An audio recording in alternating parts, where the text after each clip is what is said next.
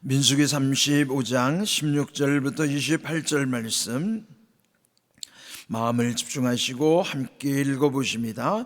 만일 철연장으로 사람을 쳐 죽이면 그는 살인자니 그 살인자를 반드시 죽일 것이요, 만일 사람을 죽일 만한 돌을 손에 들고 사람을 쳐 죽이면 이는 살인한 자니 그 살인자는 반드시 죽일 것이요, 만일 사람을 죽일 만한 나무 연장을 손에 들고 사람을 쳐 죽이면 그는 살인한 자니 그 살인자는 반드시 죽일 것이니라.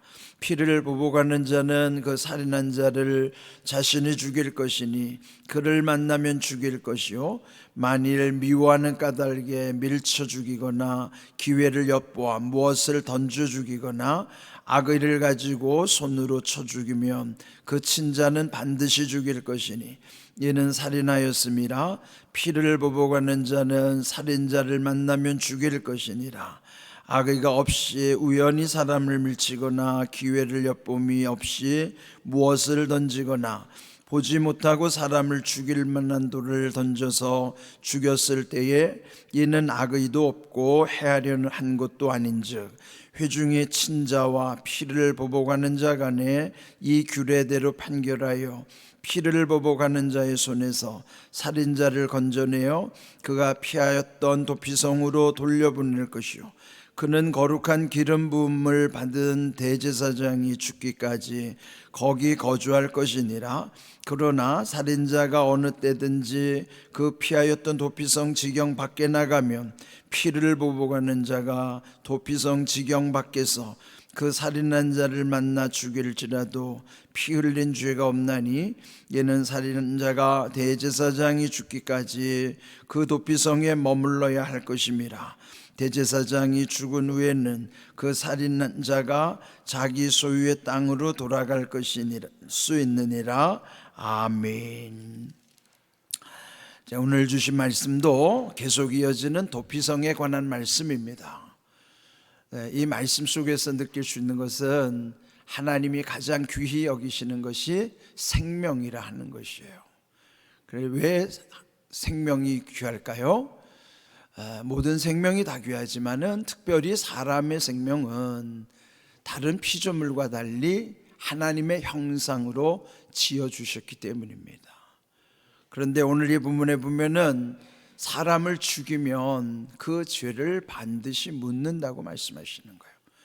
그런데 이 살인이라고 하는 것이 의도적으로 죽일 목적을 가지고 살해했느냐, 아니면 그런 악한 의도가 없이 실수로 사람을 죽인 것인가, 이것을 하나님은 아주 철저히 따지십니다. 그래서 오늘 여기 주신 말씀에 보면은 악한 의도를 가지고 사람을 죽인 것은 반드시 그도 죽이라고 하는 것이에요. 그러니까 이 생명 자체를 얼마나 귀히 여기시는가. 그러나 그에 반하여 실수로 사람을 죽인 경우에는 그를 보호해 주라고 하는 것이에요. 그래서 그 생명을 보호해 주기 위해서 만드는 것이 도피성이라고 하는 제도입니다. 지금부터 3,500년 전에 이런 법이 있다고 하는 것은요, 아주 특이한 것이에요. 또 하나님의 은혜 아니고는 설명할 수 없는 법이기도 하죠. 그래서 오늘 해주신 말씀을 통해서 하나님이 생명을 얼마나 귀히 여기시는가, 그래서 오늘 우리에게도 왜 영혼을 구원해야 되는가, 생명을 소중히 여기시는 하나님 아버지의 마음으로 우리는 영혼을 구원하는 일에 앞장서야 한다는 것이죠. 자, 오늘 읽은 말씀 먼저 16절부터 21절에 보면은요, 거기에는 고의로 사람을 죽이는 경우를 구체적으로 명시하고 있습니다. 그러니까 대충 언급한 것이 아니고, 그러니까 막연하면 판단하기가 어렵지만은 구체적인 사례를 4가지를 들어서 이런 경우, 저런 경우, 그런 경우, 요런 경우, 그러니까 구체적인 사례를 예를 들어주는 거예요. 그러니까 그와 같은 또 유사 사례도 있겠지만은 이런 사례를 중심으로 해서 이럴 경우 살인하면 반드시 살인한 그 사람도 죽여야 된다 하는 거예요. 근데 이런 법은 오늘날 이제 우리나라도 이제 사형 제도가 있긴 하지만 사형 언도를 받은 사람을 지금 한 몇십 년 동안은요 사형 집행을 하지 않았어요. 그거는 이제 국가적인 목적은 우리나라 사형제 제도를 폐지하기 위한 어떤 목표를 정해놨기 때문에 그런 것이기도 하지만, 그런데 엄밀히 이제 하나님의 의도를 보면요, 꼭 이 사형제도가 그럼 하나님의 뜻에 반하는 것이냐? 엄밀히 말하면 그런 건 아니에요. 이 악한 의도로 사람을 죽인 사람은 죽이게 하는 게 원래는 하나님의 원래 의도였어요. 그러나 고의성이 없이 실수로 죽인 사람은 그거를 그 사람의 생명을 함부로 또 다루면 안 되는 것이죠. 그러면은 물론 구약의 경우긴 하지만 여기 구체적으로 4가지 사례를 통해서 첫 번째, 이럴 경우는 반드시 죽여라. 자, 16절 보시면요, 철연장으로 사람을 쳐 죽일 때. 그래, 철연장을 들었다는 이미 고의성이 있는 것이죠. 이미 죽일 마음이 있다는 것이죠. 그렇게 해서 사람을 죽인 사람은 반드시 죽여야 한다. 이게 하나님의 지엄하신 명령이죠. 또 17절, 그 두 번째는 돌을 들고, 돌도 마찬가지죠.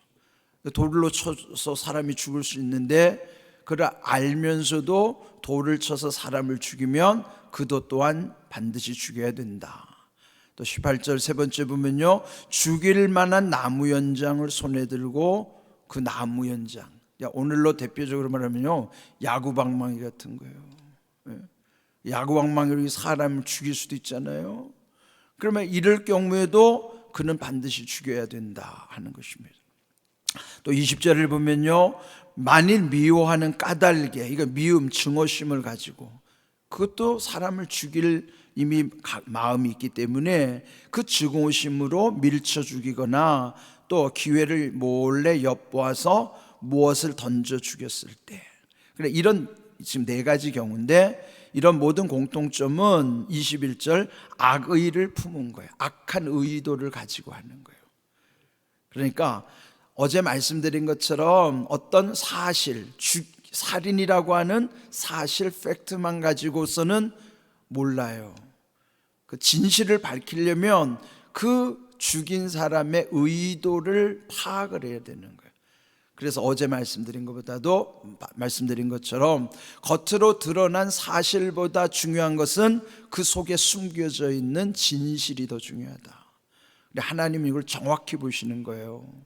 우리 오늘도 새벽에 주여 진실하게 하소서부터 우리가 찬양으로 기도를 올렸잖아요. 진실함과 겸손함 속에 하나님의 능력이 담겨지는 것이 바른 믿음입니다. 그래서 여기 이 4가지 경우는 결국 악한 의도를 가지고 사람을 쳐 죽이는 것이기 때문에 반드시 죽여야만 한다. 이게 반드시 죽여야 되는 게 명령이에요. 그리고 19절을 보면은요, 피를 보복하는 자, 이제 그 죽은 사람의 그 주변에 가장 가까운 사람을 일컬어서 그 보수자라고 그러거든요. 원래 히브리어로는 고엘이라고 그래요. 고엘은 만약에 그 사람의 기업을 대신 무르는 사람. 근데 그거는 그 사람이 억울하게 죽으면은 그 사람의 억울한 죽음을 대신 갚아줘야 되는 책임도 있어요. 그러니까 지금도 이 무슬림들이 무서운 게, 이슬람 종교가 무서운 게 이런 뭐냐면 복수의 종교이기 때문에, 눈은 눈의 눈으로, 이에는 이로. 그런 뭐냐면 동해보복법이라는, 내가 해를 입은 똑같이 갚아주라는 거예요. 그 무섭죠. 그러니까 죽였으면 그도 죽여야 하는 것이죠. 그러면 거기는 복수만 남는 거예요. 하나님은 그렇게 함부로 하라는 게 아니라 그것도 고의성 있느냐 없느냐를 판결을 통해서 아주 엄격하게 그것도 규정을 하신 거예요. 그리고 억울한 사람이 없도록 하나님이 다 지켜주시는 것입니다. 자, 그러면 그 다음에 22절부터 후반절에 보면요, 이럴 경우 3가지를 말씀하고 있는데, 첫 번째, 악의가 없는 경우, 악한 의도가 없는데 사람을 죽였어요. 그러면 또 두 번째, 우연히 사람을 밀쳤는데 죽었어요. 그렇잖아요. 우연히 어떻게 하다 보니까 교통사고를 낼 수도 있어요. 그런 경우는 우리가 오늘날 쓰는 법정 용어로는 과실치사가 되는 거죠. 이런 과실치사일 때 그를 함부로 그의 생명을 빼앗으면 안 된다. 그 다음에 세 번째, 기회를 엿봄이 없이, 이게 의도가 없다는 것이죠. 기회를 엿봄이 없이 어떻게 뭔가를 던졌는데, 또는 보지 못하고 무슨 일을 했는데 사람이 죽었어요. 그럴 경우는 악의가 없는 것이라는 거예요. 23절 둘째 줄 보면은 악의도 없고 해하려는 것도 아닌즉, 이럴 때는 25절, 그를 살인자의 손에서 건져내서 그가 피하였던 도피성으로 돌려보내라 그랬습니다. 도피성으로 가야 사는 거예요. 도피성으로 안 가면 그를 죽여도 책임을 물을 수가 없습니다. 그래서 이 도피성은요, 그 요단강을 사이로 해서 동쪽에 세 군데, 서쪽에 세 군데, 또 어디서나 도피성으로 갈 수 있도록 중요한 그 곳마다 표지판을 다 세우는 거예요. 이정표 가는 길을 다 여기서부터 몇 킬로 이런 식으로 그 이정표가 다 있어가지고, 또 어디에 있든지 반나절이면 달려갈 수 있도록 거의 50km 안에 이 모든 도피성을 만들어 놓는 거예요. 또 1년에 한 번씩 그 도피성으로 가는 길이 이게 명확하게 보이도록 다 정비도 하게 하고 크게 넓혀 놓기도 하고, 그리고 또 높은 곳에 위치해서 가면 눈에 확 뜨일 수 있도록, 이게 얼마나 세심한 배려입니까?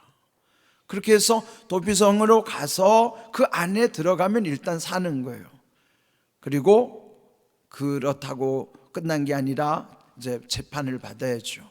정말 고의성이 있었느냐 없었느냐를 확실히 밝힐 때까지. 그러면 만약에 그 안에 도피성에 들어왔더라도 고의성이 판명되면 그 사람은 끌어내서 죽여야 돼요.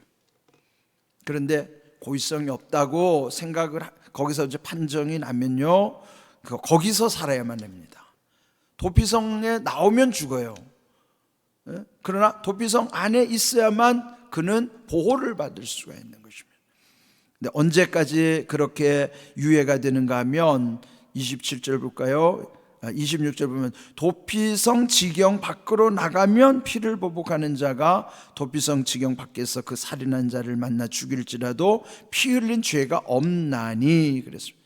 자, 그런데 중요한 거 28절, 이는 살인한 자가 이제 고의성이 없이 죽였는데 그 살인한 자가 대제사장이 죽기까지 그 도피성에 머물러야 한다. 그런데 대제사장이 죽은 후에는 자기의 원래 땅으로 돌아갈 수가 있다 하는 거예요. 이걸 여러분 읽으면서 뭐가 떠올라야 되냐면 예수님이 떠올라야 돼요. 오늘 우리 70상 찬송 불렀죠. 피난처에 있으니 환난을 당한 자 이리 오라. 그 피난처가 되시는 분이 주 하나님이라 우리가 3절 4절에서도 계속 이렇게 고백한 것처럼 하나님만이 우리의 피난처가 되시는데, 하나님은 예수님을 통해서 이 귀한 일들을 이루신 거예요. 그러면은 오늘날 우리의 모든 죄는요, 절대로 죄 자체가 없어지지 않아요. 또 하나, 죄는 끊임없이 우리를 따라다닌다니까요. 그러니까 여러분, 죄를 해결하지 않고 계속 여러분 속에 묻어놓고 살면요, 언젠가는 그 죄가 여러분을 여러분을 괴롭힐 뿐만 아니라 그 죄 때문에 무너지고 망하는 거예요. 여러분 속 안에 은밀한 죄를 담아놓으면 안 돼요. 은밀한 죄 알죠? 여러분과 하나님만이 아는 죄예요. 남을 억울하게 했다든지, 또 음란한 짓을 했다든지, 우상 숭배를 했다든지, 이런 모든 것들, 하나님이 가증히 여기시는 모든 것들이 아직 내 마음에서 회개하지 않는 것들은요, 은밀한 죄로 내 속에 다 남아 있습니다. 그거 우리가 소홀히 여기면 안 됩니다. 회개를 촉구할 때도요, 하나님께 내 속에 은밀한 죄가 나도 모를 수도 있기 때문에 하나님께 기억나게 해달라고도 기도해야 돼요. 안 그러면 꼭 계속 따라다녀요. 왜요? 여러분, 요즘 무기는 그냥 쏘면 그 유도탄이라는 건요, 따라가는 거예요. 왜? 여기 레이더가 달려가지고 그 목표를 따라간다니까요. 그러니까 여기 죄가 있으면 이 죄를 따라다니게 돼 있어요. 기타 유도 장치가 돼 있어가지고 우리의 죄는요, 죄가 있으면 계속 마귀가 따라온다고요. 마귀가 얼마나 교묘한데요.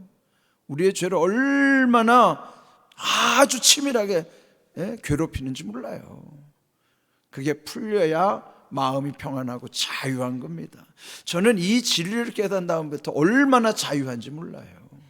근데 이 진리를 몰랐을 때는 막연한 불안함과 두려움도 있었지만은 이 진리를 깨닫고부터는 막연함이 없어졌어요. 확실해졌어요. 여러분도요, 이런 거 분명하게 하셔야 돼요. 도피성은 오늘 우리에게는 예수 그리스도시라고요. 그리스도 안에서만이 보호받을 수가 있고, 예수님이 십자가에서 죽어주셨기 때문에 우리 죄는 십자가의 죽음 속에서 해결되면은 더 이상 마귀가 손을 못 대는 거예요. 그래서 따라올 수 없어요. 이거에 분명한 믿음을 여러분 새기셔야 돼요. 그래서 오늘 주신 말씀, 이 오늘의 도피성이라는 것이 예수 그리스도 그분을 통해서 우리에게 베풀어 주시는 은혜를 구약 속에 이미 그림자를 보여주신 거예요. 그게 어디서? 그림자는 뭐가 있어야 돼요?